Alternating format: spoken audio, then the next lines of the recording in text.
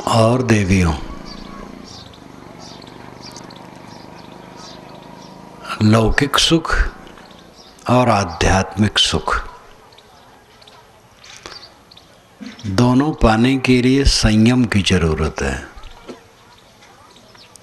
सदा रहे सुख संयम अपने वसुधा आदि कुमारी। ये कबीर साहब का एक छोटा सा वाक्यांश है। सदा रहे सुख संयम अपने वसुधा आदि कुमारी। सदा सुख, स्थिर सुख अपने पर संयम करने से होगा। सदा रहे सुख संयम अपने पर संयम करने से सदा सुख रहेगा। वसुधा आदि कुमारी, वसुधा तो सदा से कुंवारी है। वसुधा कहते हैं जो वसु को धारण करे। वसु नाम धन,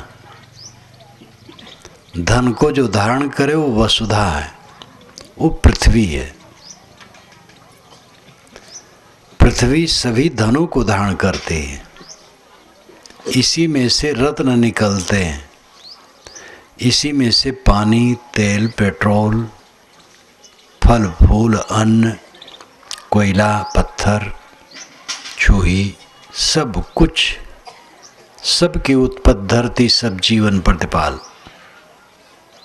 धरती वसुधा है और ये कुंवारी है। इसको कोई आज तक ब्याह नहीं पाया। इससे विवाह करने के लिए तो बहुत लोग चले, सब चलते हैं। राजे महाराजे का उदाहरण और कहानी बनती है। ऐसे ऐसे राजे महाराजे चले कि मालूम होता था पूरी दुनिया को वश में कर लेंगे, और बीच ही में मर गए। और उनमें से कुछ का कागज में लिखा हुआ इतिहास है, बाकी सब भूल गए हैं। जब मैं राजस्थान के कार्यक्रमों में चलता हूँ, हर वर्ष राजस्थान के कार्यक्रम में जाना होता है, तो एक तरफ से दूसरी तरफ जब चलता हूँ तो बीच बीच में किला मिलते हैं। किला वहाँ सर्वाधिक मिलते हैं। पर्वत है और पर्वत पर किला है। छोटा छोटा पर्वत है, उसी पर किला है। छोटा छोटा किला है, बड़ा किला है। तो पास में बैठे हुए ड्राइवर से पूछता हूँ कि भैया ये किला का क्या पता है? कि महाराज कुछ पता नहीं। किसका किला था कुछ पता नहीं। थोड़े दिन में लोग लता पता नहीं जानते हैं। बड़े बड़े राजे महाराजे चले और बुझ करके खत्म हो गए, और छोटे छोटे भी एक दूसरे के ऊपर चढ़ने के तैयार हैं, एक दूसरे की जमीन हड़पने के तैयार हैं, मकान में कब्जा कर लेने के तैयार हैं, और संपत्ति को हड़पने के तैयार हैं। मालूम होता है ये सदा ऐसे रहेंगे। घोर प्रमाद है संसार में। लेकिन स्थिर सुख अपने पर संयम करने से होगा। वसुधा सदा कुमारी है।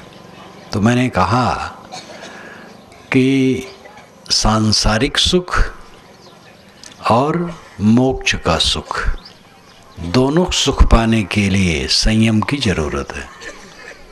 मोक्ष सुख तो संयम का स्वरूप ही है। मोक्ष है निर्विकल्प अवस्था में रहना, संकल्प छोड़ के शांत। लेकिन हरदम कोई संकल्प छोड़ के शांत नहीं रहेगा। खाना पीना, व्यवहार वर्तना, सोना जागना, ये सब करना पड़ता है। तो उसमें भी इच्छा शून्य होकर के जीना। जो इच्छा शून्य है, जिसको कोई इच्छा नहीं दुनिया की, वो मुक्त है। और समय समय से वो संकल्प शून्य हो जाता है, निर्विकल्प हो जाता है। अपनी दशा का अनुभव होता है निर्विकल्प होने पर, कुछ न सोचना। गाढ़ी नींद में कुछ नहीं सोचा जाता है तो कितना सुख होता है। जागते जागते जो कुछ नहीं सोचता है उसका सुख तो अनंत है। यही मोक्ष सुख है, निर्विकल्प समाधि। लेकिन अन्य समय में इच्छा शून्य होना, कोई इच्छा न होना, ये मोक्ष सुख है। बाकी संसार का सुख है। संसार के सुख की अवहेलना नहीं हो सकती है। संसार सुख चाहिए। संसार सुख में कुछ विकारी सुख है, वो उपद्रव करने वाला है, उसको त्यागना चाहिए। संसार सुख के दो भाग हैं, एक शैतानियत वाला और एक मनुष्यता और व्यवहारिक है। शैतानियत वाला सुख छोड़ना चाहिए। शराब पी करके सुख मानते हैं, दूसरे की जान मार करके उसके मांस को खा करके सुख मानते हैं। अपना कांटा गड़ जाए तो बहुत पीड़ा होती है। नशा का सेवन करके सुख की कल्पना करते हैं, नाच रंग, और सबसे बड़ा सुख काम भोग, स्त्री पुरुष का संबंध जनित सुख। ये और पागल खाना की बात है। इसमें अपने को छीन कर कर के क्या मिलता है? इसका उपयोग तो केवल गर्भाधान के लिए है।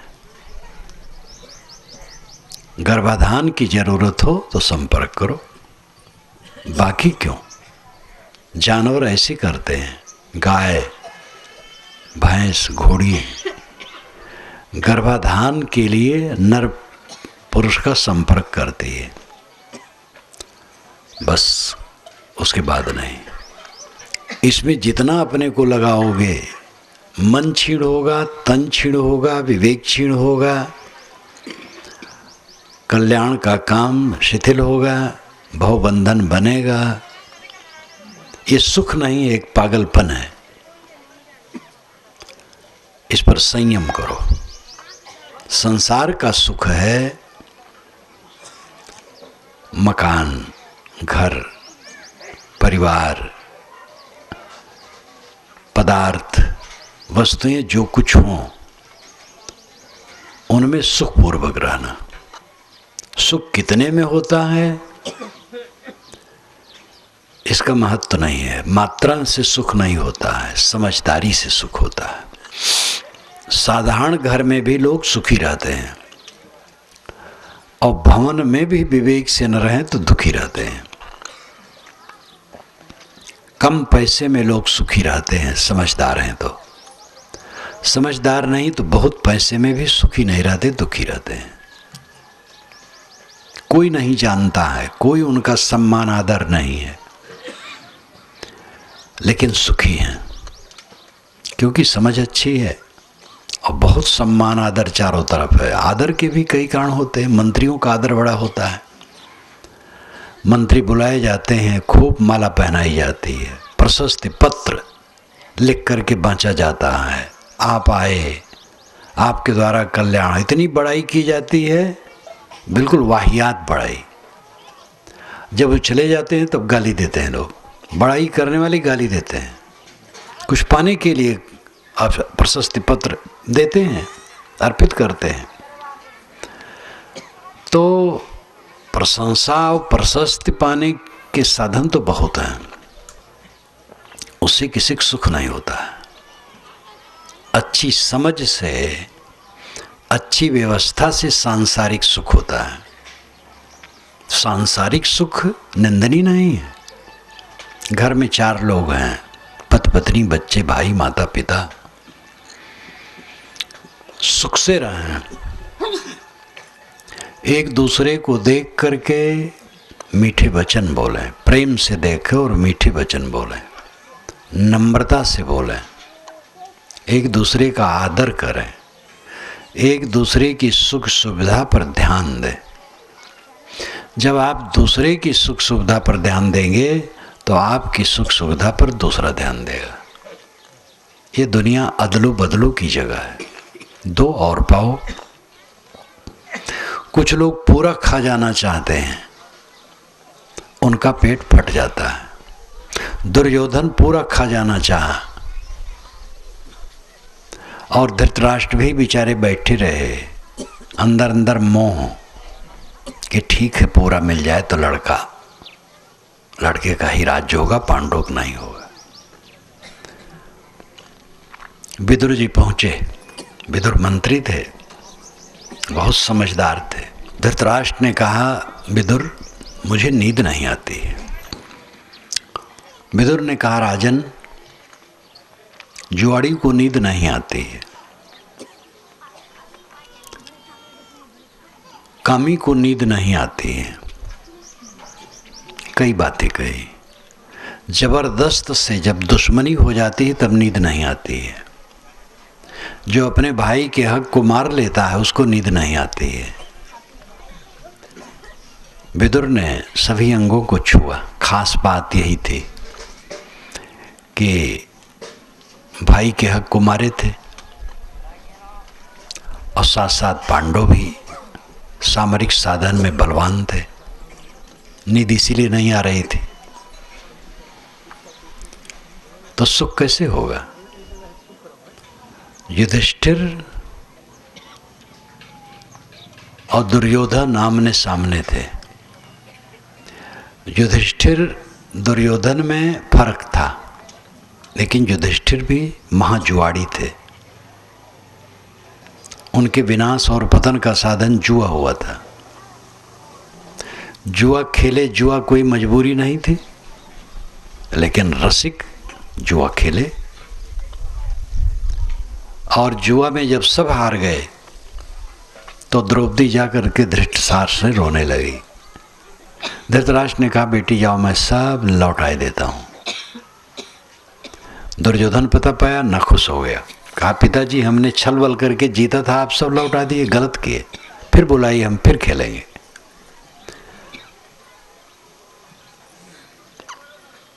युधिष्ठिर चले गए थे, रास्ते में थे। धृतराष्ट्र ने फिर भेजा आदमी कि राजा बुला रहे हैं, फिर जुआ खेलने लिए। युधिष्ठिर को कोई व्यवस्था, कोई शर्त नहीं थी। कहते अब मैं नहीं खेलूंगा, बस खत्म। लेकिन जुआड़ी आदमी जुआ का निमंत्रण पाए और उसका मन न चले, बड़ा मुश्किल है। वेद में लिखा है, क्या करूं, जुआ से मैं परेशान हूं। मेरी पत्नी रोती है, मेरी माँ रोती है, लेकिन जब जुआ की खनखनाहट कान में पड़ती है तो मेरा मन विचलित हो जाता है और मैं फिर जुआ खेलने लगता हूँ। युधिष्ठिर फिर जुआ खेलने चल दिए। वहीं पर महाभारतकार ने कहा है, असंभवे हेममयस जंतोस तथापि रामो लुलुभे मृगाय, प्रायः समासन्न पराभवाणाम धियो विपर्यस्ततरा भवन्ति। असंभवे हेममयस जंतोस, हेममय जंतु होना असंभव है। हेम कहते हैं सोना को। सोने का जानवर हो, ये कोई बात हुई? सोने का कहीं जानवर होता है? तथापि रामो लुलुभे मृगाय, इस पर भी राम जैसे महापुरुष सोने के जैसा मृग देख करके लोभित हो गए। प्रायः समासन्न पराभवाणाम, प्रायः अधिकतर समासन्न निकट, पराभव विनाश पतन। प्रायः जब पतन नजदीक आ जाता है, धियो विपर्यस्ततरा भवन्ति, बुद्धि बदल जाती। वेदव्यास जी ने राम को क्षमा नहीं किया, वहां राम की उन्होंने याद की। महाभारत में रामायण के कथांश हैं, लेकिन वाल्मीकि रामायण में महाभारत का कहीं कुछ नहीं है। यद्यपि महाभारत के बहुत से अंश पहले बने हैं और वाल्मीकि रामायण पीछे बनना शुरू हुआ है, लेकिन वो अछूता है। वाल्मीकि रामायण में महाभारत का अंश नहीं है, महाभारत में वाल्मीकि रामायण का अंश है। युधिष्ठिर जुआ खेले, आप जानते हैं, भाइयों को हारे, अपने को हारे, पत्नी को हारे, सब कुछ हारे। आज कोई ऐसा खेले, भाइयों को हार जाए, पत्नी को हार जाए, घर धन को हार जाए तो कैसी थू थू होगी। और युधिष्ठिर धर्मराज है, युधिष्ठिर में गुण है, उसको नकारा नहीं जा सकता है। लेकिन ये भयंकर दोष, वो गुण न होते कोई हर्ज नहीं, ये दोष न होता तो दुख पैदा हुआ पांडवों को। क्यों? अपने दोषों से। दुर्योधन क्यों क्यों दुख हुआ, सर्व विनाश हुआ? अपने दोषों से। सब कुछ खा जाना चाहता था। सब अपने अपने कर्म से दुखी होते हैं। महाराज जैसे विवेकी, महाराज राम जैसे विवेकी, जो वनवास सुनते ही अयोध्या छोड़ के चल दिए, वो सोने के मृग में मोह जाए।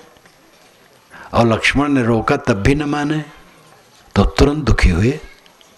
सीता जी मोही, वो दुखी हुई।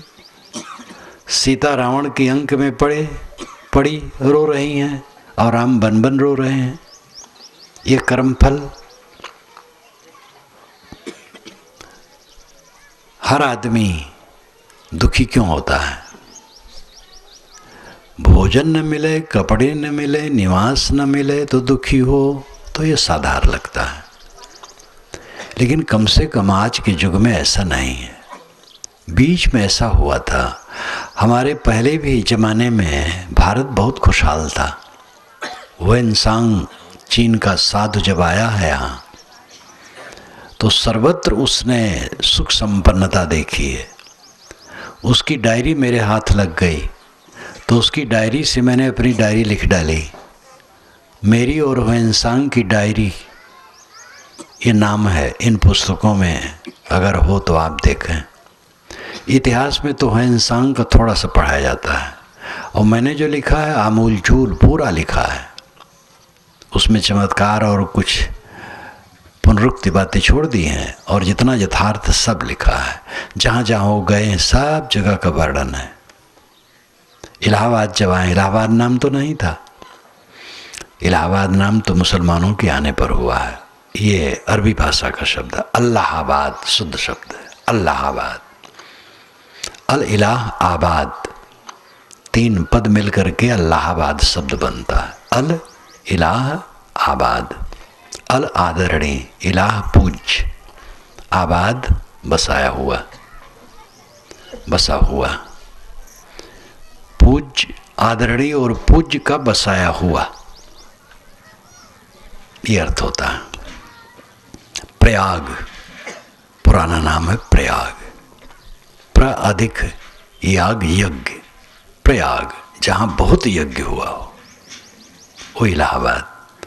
प्रयाग, प्रयाग में पानी कम बरसता हर साल, क्योंकि वहाँ बहुत यज्ञ हुआ है। लोग कहते यज्ञ से पानी बरसता है, और नाम ही उसका प्रयाग है, और सदैव प्रयाग में पानी कम बरसता है। कुछ कारण होगा। तो उन्होंने लिखा है कि प्रयाग से कौशाम्बी का रास्ता बड़ा विकट है, घोर जंगल है, और नरभक्षी जानवर हैं, मनुष्यों को खा जाने वाले जानवर, सिंह इत्यादि का। इसलिए 10-20 लोग मिल करके चलते हैं, अकेले नहीं चलते हैं। ये कौशाम्बी इलाहाबाद से पश्चिम दक्षिण कोण लेकर के जमुना के तट पर है। ये पांडवों के नाती पोते आके बसाए थे। जब वहाँ उधर बाढ़ आई थी गंगा में एक बार, तो तास नाश हो गया था। तो नौका में बैठ करके वो सब इधर आ गए, यहीं बसाए कौशाम्बी। प्रयाग नहीं आए, ये बड़ा आश्चर्य लगता है। प्रयाग संगम है, वहीं बसे। बुद्ध के ज़माने में कौशाम्बी प्रसिद्ध नगरी थी। आज भिट्टा है, एक स्तंभ है और भिट्टा है। 2 स्तंभ थे, तो अकबर ने एक उखाड़ करके प्रयाग के किला में गड़वा दिया, और एक वहाँ है।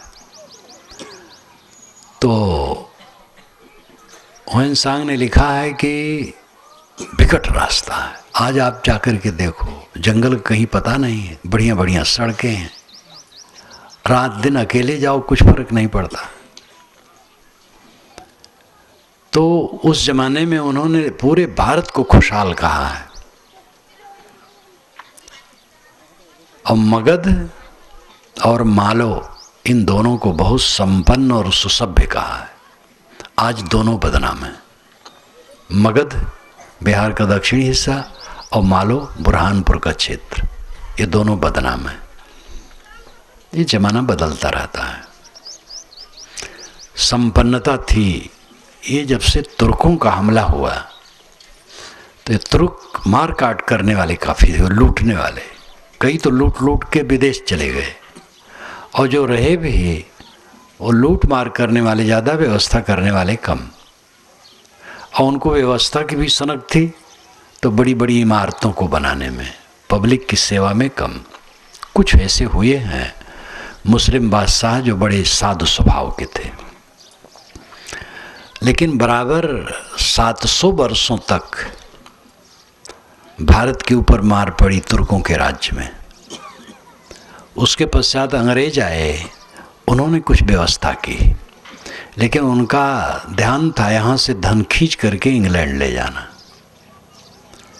इसलिए भारत आज़ाद होने के पूर्व तो भारत की दशा बड़ी दयनीय थी।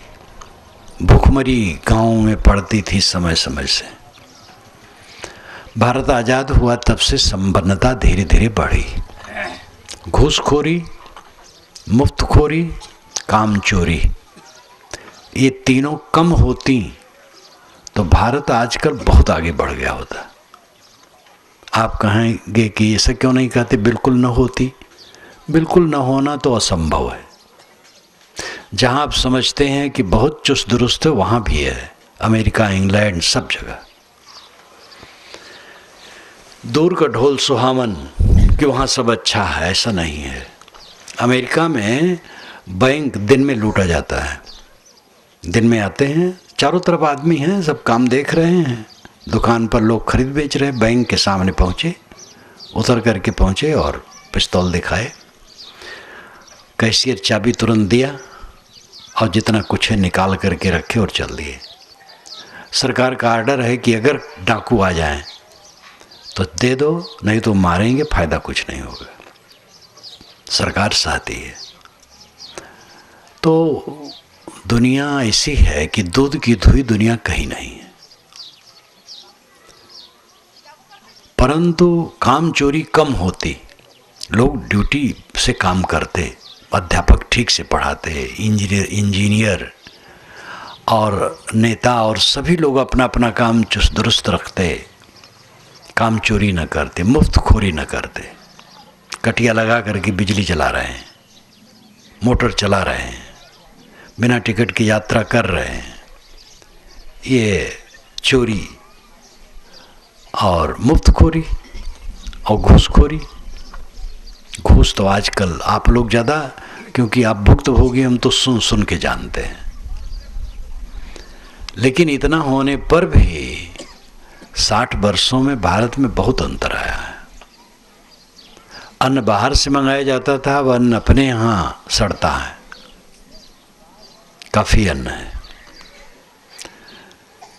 तो आजकल भूखों कोई मरता हो, कोई अभागा होगा, मरता होगा। कम से कम जो यहाँ लोग बैठे हैं ये सब खाते हैं, मैं विश्वास करता हूँ। और ये सब कपड़ा पहने हैं प्रत्यक्ष, और ये सब घरों में रहते हैं। लेकिन ये सब क्या आत्मसंतुष्ट हैं? क्यों नहीं संतुष्ट हैं? समझदारी नहीं, समझदारी का प्रयोग नहीं।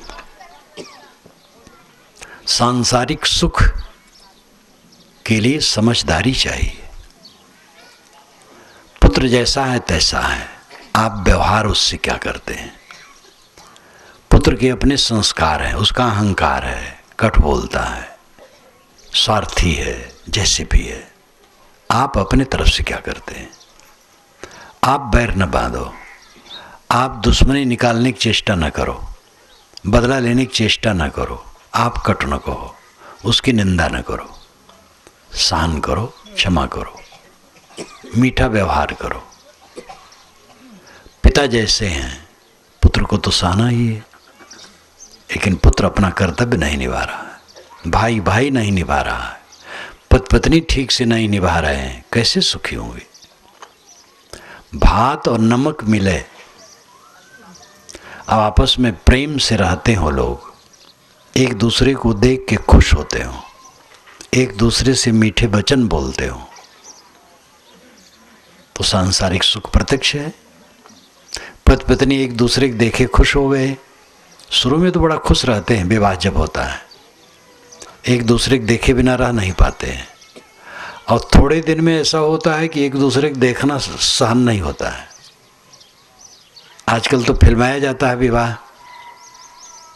वीडियो कैसेट से खूब फिल्माते हैं, और जो कोई नए लोग आते हैं उनको दिखाते हैं, उनको चाहिए अभी रखे रहें। जब पति पत्नी में कटुता हो तो खोल करके दोनों देखें तो शायद कुछ समझ आवे। भाई भाई से मीठा नहीं बोल पा रहा है, धन का इतना लोभ, भाई के लिए दर्द नहीं, माता पिता के लिए दर्द नहीं, पुत्र के लिए दर्द नहीं, इतना आदमी निशील हो जाता है, सुख कैसे होगा? बहुत चीजों से हम घिरे रहे तो सुखी होंगे, ये पागलपन अधिकतम लोगों के दिमाग पर है। कोई विरले समझ पाता होगा इसको कि ये सच नहीं है। हमारी हुकूमत चले तो हम सुखी रहेंगे, हुकूमत किसी की पूरी नहीं चलती है। अपना स्वयं विनयी बनो, हुकूमत चलाने की चेष्टा न करो, विनय से काम लो। घर के मालिक न बनो, घर के सेवक बनो। बड़े पद में हो करके भी मन को छोटे में रखो, विनयी रखो, तब सुखी होगे। जितना बड़े पद का अहंकार करोगे उतना जलोगे। हम बड़े हैं, उम्र में बड़े हैं, पद में बड़े हैं, बड़ाई के तमाम लक्षण होते हैं दुनिया के, और ये सब अपने में जोड़ जोड़ करके तकलीफ के सिवा कुछ नहीं है। हम एक साधारण मनुष्य हैं, हमें अपना कर्तव्य करना है, शील से रहना है, मिल बांट के खाना है, दे करके लेना है, कुल नहीं लेना है। कुल जो लेना चाहेगा उसका पेट फटेगा, बिना दिए जो लेना चाहेगा वो दुख पाएगा। दे करके लो, मिलजुल के काम करो, संसार का सुख संयम से मिलेगा। मोक्ष का सुख तो संयम से मिलेगा ही, संसार का सुख भी संयम से मिलेगा। जो आपाधापी करने वाले हैं वो तो बदहवास हैं, दूसरे की जमीन दबा लेते हैं, दूसरे के मकान दबा लेते हैं, दूसरे काम में अड़ंगा डाल करके पैसा खींच लेते हैं। दो आदमियों में ज़मीन खरीदी और बेची की बात चल रही, वो पहुंच जाएंगे, उनके आदमी पहुंच जाएंगे, कहेंगे 20,000 रुपया दो, नहीं तो कुशल नहीं है। 20,000 रुपया उस बेचारे को देना पड़ता है। ज़्यादा मिल्कियत है तो 1,00,000 2 लाख खींच लेते हैं। ऐसे भी दादागिरी करने वाले हैं। मकान बिक रहा है बड़े बड़े शहर में, 50 लाख में बिक रहा है, वो पहुंच जाएंगे। मैं 80 लाख लगाता हूं, अब 50 वाला हट गया और तुरंत उसने 10 लाख उसको दे दिया और 80 लाख पर तय हो गया। 10 लाख दे दिया और बस कब्जा कर लिया। अब 70 लाख तो देना नहीं है, और लेने वाले की हिम्मत नहीं जो कह सकें कि दीजिए। ऐसे ऐसे दादागिरी करने वाले लोग हैं, और ऐसे लोगों का अंत इतना दुखद होता है, रो रो के मरते हैं, जेल में सड़ सड़ के मरते हैं, और सब दुर्दशा होती है। ये तो भयंकर जीव हैं। लेकिन सामान्य लोग ऐसा नहीं होते हैं। सामान्य लोग चुटपुट दबाने की चेष्टा, बेईमानी करने की चेष्टा, लेकिन ये सारी प्रक्रिया दुख उत्पन्न करती है। मेहनत करो, और मेहनत में जो मिले उसको संयम से खाओ पियो मिल बांट कर। कोई प्रेम से दे उसको खा सकते हो, चालाकी चतुरता न रखो, और जिनके बीच में हो उनसे प्रेम का बर्ताव करो। घर में आए और घर भर से तनाव है, क्या सुख होगा? दोनों टाइम दूध आपको मिलता है, फल मिलते हैं, मेवे मिलते हैं, और बढ़िया चावल का भात मिलता है, घिसी चुपड़ी रोटी और कई सब्जियां, ये सुख नहीं दे पाएंगी। अगर आपस में तनाव है तो भात नमक है, अगर तनाव नहीं है, एक दूसरे को प्रेम से देखते हैं और मीठ बोलते हैं, समता रखते हैं, तो नमक भात खा करके भी सुखी रहेंगे। संसार का सुख का अर्थ है सुबह से शाम तक जो बर्ताव होता है उसमें सुखी रहना। संसार का सुख काम वासना में उलझना नहीं है, तो पागलपन है। गर्भाधान के अतिरिक्त ये व्यवहार केवल पागलपन है, अपने दिमाग को, शरीर को खराब करना, नष्ट करना है। इस पर संयम करो, समझदारी का काम करो। जितना संयम करोगे उतना ठीक रहेगा। नशा का सर्वथा त्याग करो, मांस अंडा मछली कभी भी न लो। इसमें कितने सूरवीर बैठे होंगे जो बीड़ी पीते होंगे, गुटखा खाते होंगे, पान मसाला, पान सुपारी, बोतल चढ़ाने वाले भी कोई हो सकते हैं महापुरुष। आजकल तो बोतल वाले बहुत हो गए, बड़े बड़े सभ्य कपड़ों में बोतल वाले। सब ध्यान दे, नशा नाम की चीज का त्याग करो, मांस नाम की चीज का त्याग करो। जो है आमदनी है, आमदनी के अंदर खर्च करने का एस्टिमेट रखो, नकलबाजी न करो। दूसरे मोटरसाइकिल है, आपकी साइकिल है, आपकी साइकिल आपके लिए हेलीकॉप्टर है। किसी की मोटरसाइकिल पर दृष्टि न लगाओ, सुखी रहो, साइकिल के आनंद को लेकर के सुखी रहो। जो है वो बहुत है, ऐसा विचार रखो और मनुष्यों से सुंदर बर्ताव करो। ये संसार के सुख का साधन है। भोजन का आनंद भूख में है, कीमती भोजन में नहीं है। कीमती भोजन करने वाले को प्राय भूख नहीं लगती है। ये जो धनी लोग हैं, कीमती भोजन करने वाले, इनको भूख प्राय नहीं लगती है, कच्ची भूख में खाते हैं थोड़ा।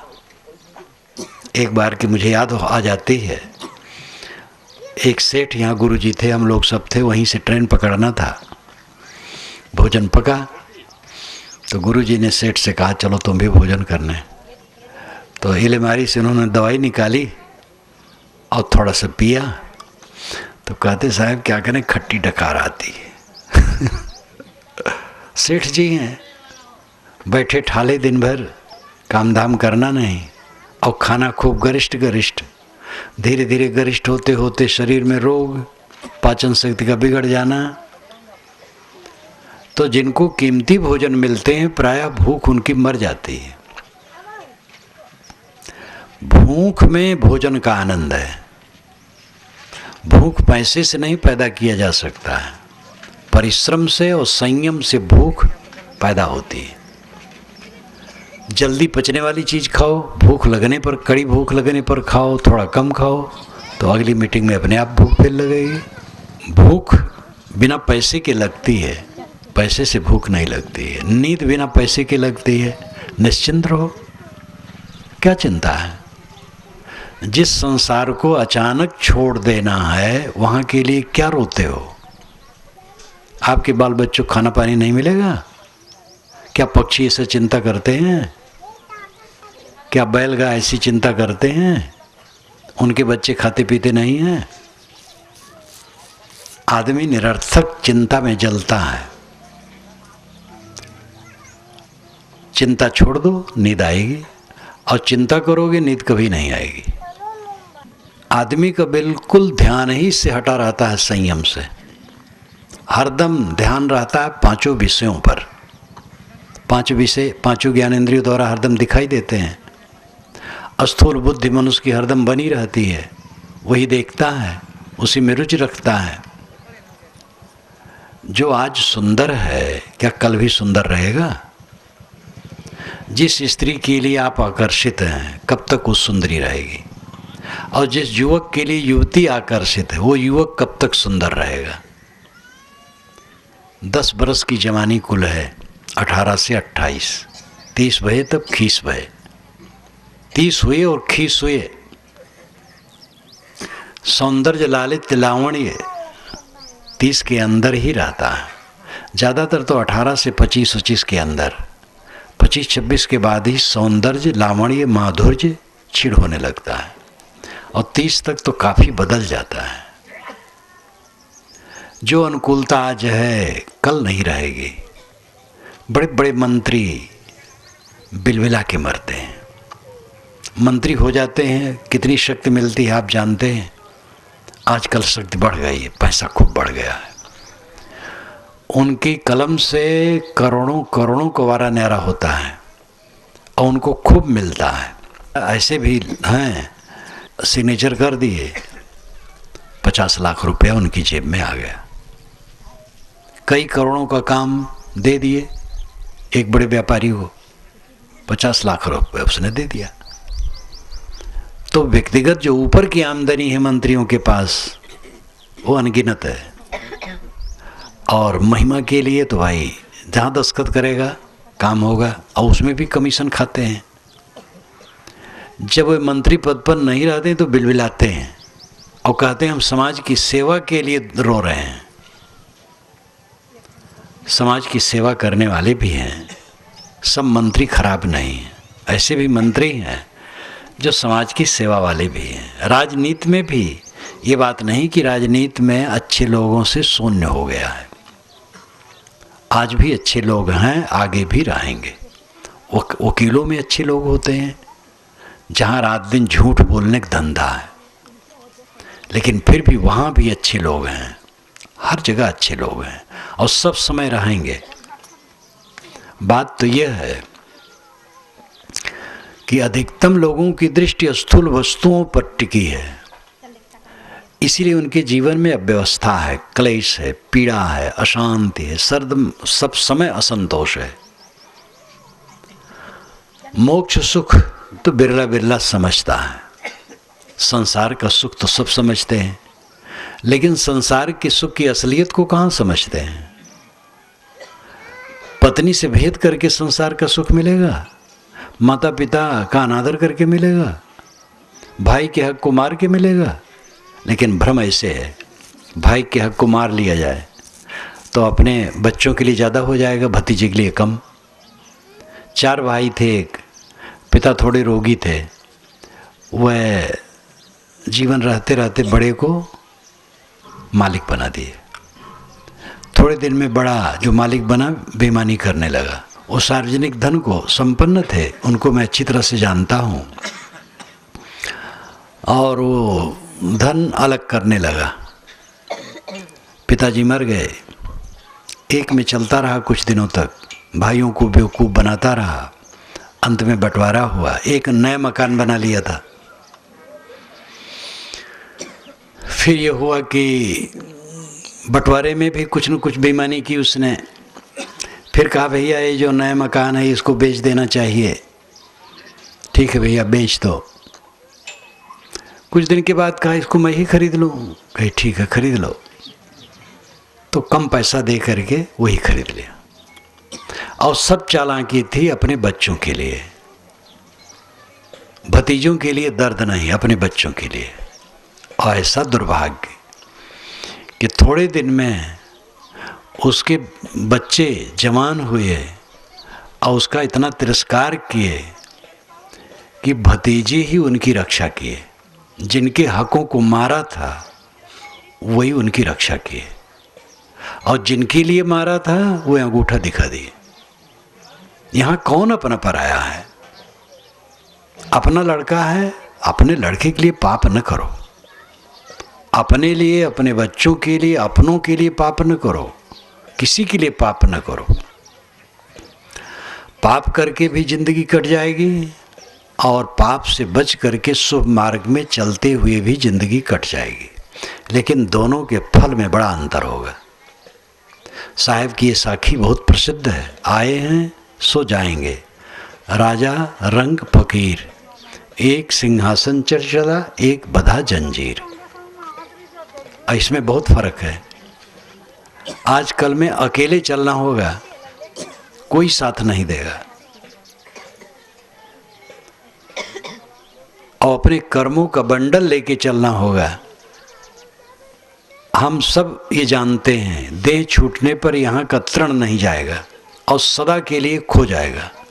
जाएगा क्या? कर्मों के संस्कार। वे कर्मों के संस्कार आगे हमें सुख और दुख देंगे, जैसे कर्म होंगे वैसे। इसलिए अपने को संभालो।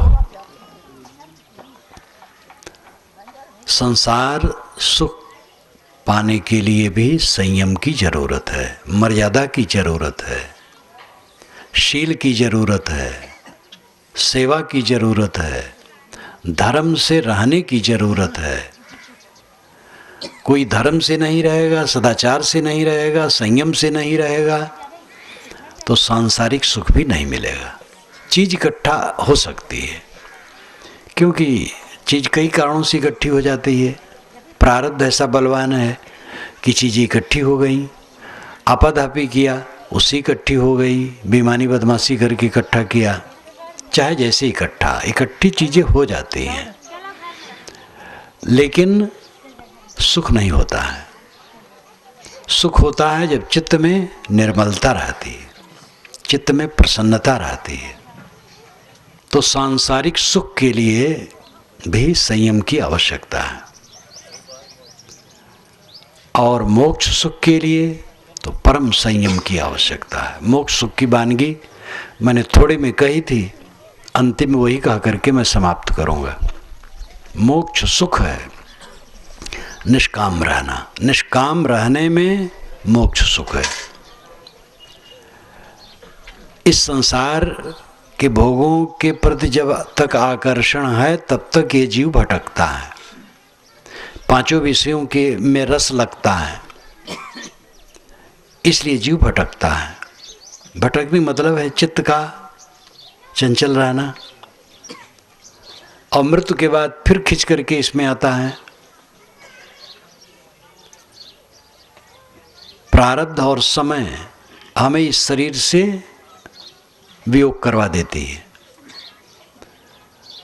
और वासना के कारण हम फिर खिंच करके इसमें आ जाते हैं, फिर देह धारते हैं, फिर भटकते हैं। जो इस जीवन में रहते रहते ये समझ लेता है कि संसार में कहीं रस नहीं है, संसार दुखों से भरा है,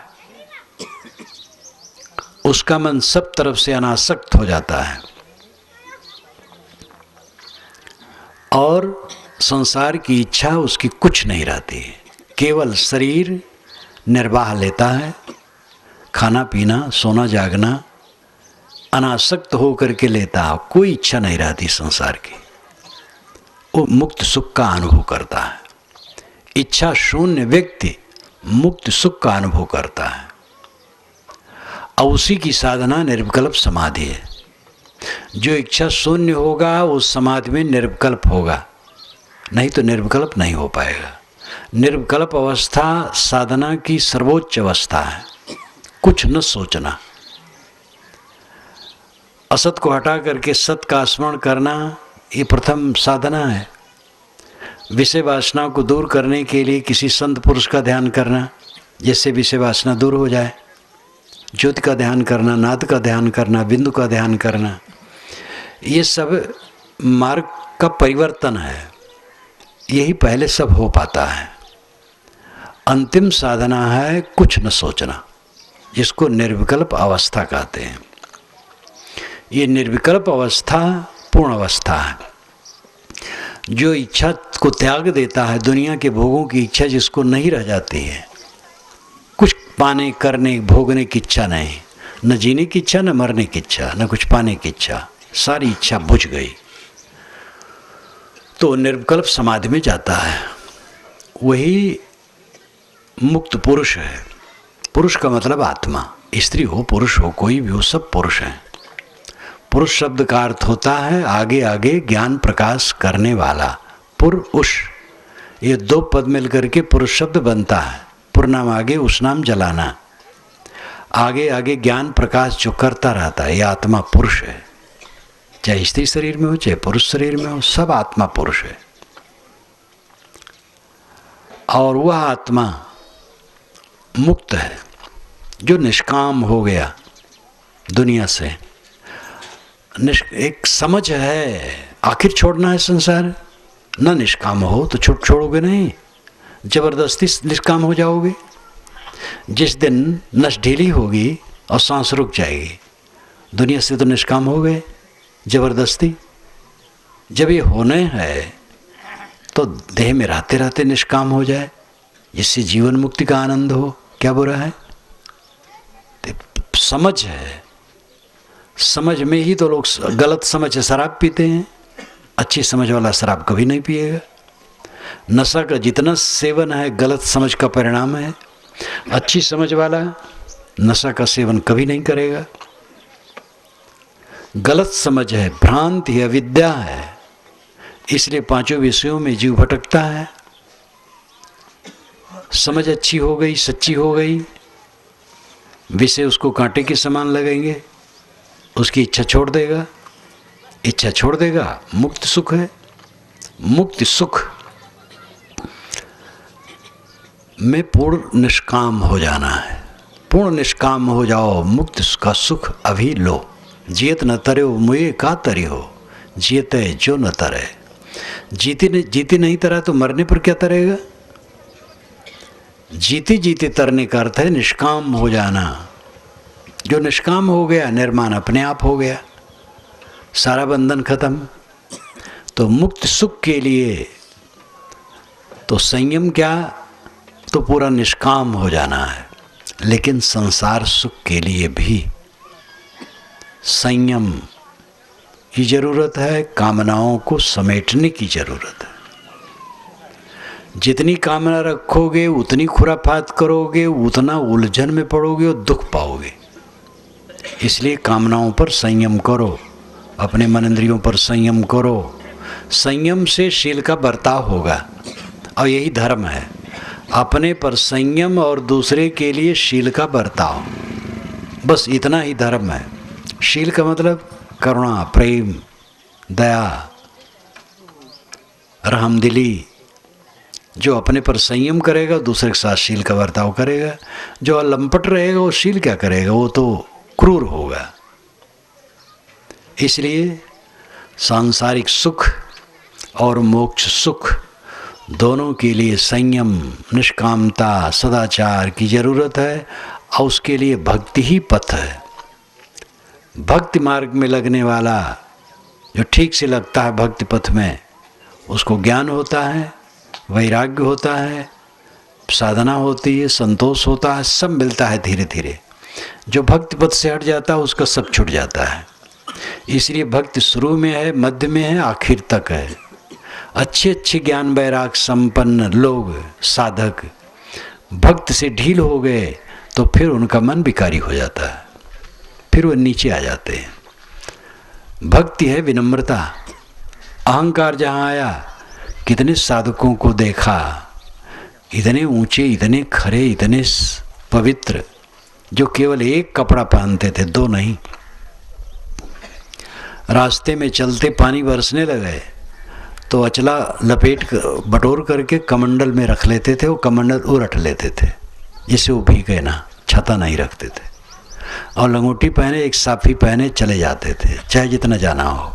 जहाँ पानी बंद हो, कपड़े को, साफी को पोंछ करके देह पोंछ लें, कमंडल से अचला निकाल के पहन लें, उसको जो भीगा रहे सुखा लें। एकदम बहुत निवृत्त से रहे। और बड़ा खर ज्ञानी, धीरे धीरे अहंकार आ गया, इतने नीचे गए कि हद हो गया। तो अगर भक्ति कोई छोड़ दे तो वैरागवान गिर जाएगा, साधारण की तो बात ही क्या है। भक्ति मुक्ति का पथ है। भक्त से कभी डिगो मत। और अध्ययन, मनन, ध्यान, चिंतन द्वारा ज्ञान, वैराग्य इन सद्गुणों को अपनाओ। ज्ञान है स्वरूप ज्ञान, वैराग्य निष्काम रहना, निर्मोह रहना। वैराग का अर्थ ये नहीं है कपड़ा बदल लिया जाए और आश्रम बदल लिया जाए। वैराग का अर्थ है चित्त की अनासक्ति। चित्त की अनासक्ति वैराग्य है। अब कुछ लोग होते हैं घर छोड़ देते हैं, आश्रम बदल लेते हैं। उनमें भी कुछ कच्चे होते हैं जो न इधर के रहते हैं न उधर के रहते हैं, और पक्के होते हैं वे अपनी मंजिल को पहुंचते हैं। यहाँ बात यह है कि घर छोड़ दिया हो, घर में हो, सबको वैराग की ज़रूरत है। ये जो घर छोड़ देने वाले हैं ये शरीर छोड़ेंगे, और जो गृहस्थी में शरीर नहीं छोड़ेंगे, सब शरीर छोड़ेंगे। इसलिए सब जगह वैराग की ज़रूरत है। वैराग का शुद्ध शब्द है विराग। उपसर्ग है, राग मोह को कहते हैं। तो विराग का अर्थ होता है मोह न होना। परिवार का पालन पोषण करो, मोह से क्या फायदा है? मोह बांधता है। परिवार का पालन पोषण एक कर्तव्य है। हर आदमी अपना अपना कर्तव्य अदा करता है। साधु लोग भी तो मठों में रहते हैं तो वहाँ पालन पोषण करते ही हैं। सबको व्यवहार बरतना होता है। इसलिए गृहस्थ विरक्त स्त्री पुरुष सबको ज्ञान वैराग संपन्न होना चाहिए। भक्ति आधार है। भक्ति से आदमी में ज्ञान होता है, वैराग्य होता है, संयम आता है, सांसारिक सुख भी उसे मिलता है, और मेहनत करेगा मोक्ष सुख भी मिलेगा। तो मैंने सांसारिक सुख के विषय में थोड़ा सा ज़्यादा विवरण दिया। सांसारिक सुख काम भोग मत मानना, वो तो अतिरिक्त एक दिमाग खराब करा हुआ है। नशा, मैथुन और राग रंग, ये सब तो निरर्थक है, इनसे बचो। सांसारिक सुख है अपने परिवार में रहते हुए एक दूसरे को प्रसन्नता से देखो, मीठे वचन बोलो, किसी तरफ खटक न हो। जितनी चीज़ें हो उसके साथ वैसा उपयोग करो, लेकिन मन में पवित्रता रहे, आनंद रहे, परिवार में आनंद की धारा बहे, घर आपको स्वर्ग लगे। जब घर के सभी सदस्य देवी देवता लगेंगे तब घर स्वर्ग लगेगा, और जब सबसे कटुता रहेगी तो क्या स्वर्ग लगेगा। इसलिए सांसारिक सुख के लिए भी संयम चाहिए, और मोक्ष सुख के लिए संयम तो चाहिए ही। इस पर ध्यान दे। सदा रहे सुख संयम अपने, वसुधा आदि कुमारी। दुनिया की धन दौलत पर कब्जा करने के लिए बहुत लोग चले, लेकिन बुझ गए, कोई कब्जा नहीं कर पाया।